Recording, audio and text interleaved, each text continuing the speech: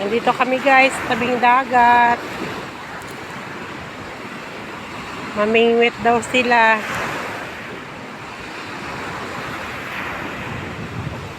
Daming basura oh. Pag malakas ang alon.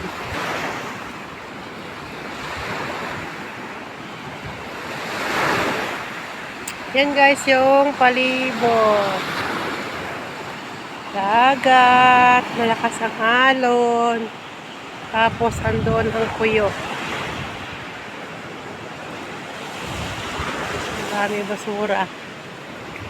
Dito guys, yung yung kapitbahay namin na foreigner.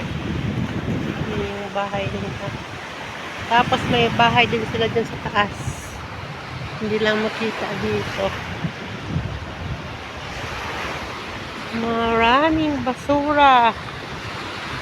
Kasi pagka ganitong amihan, malakas ang alon.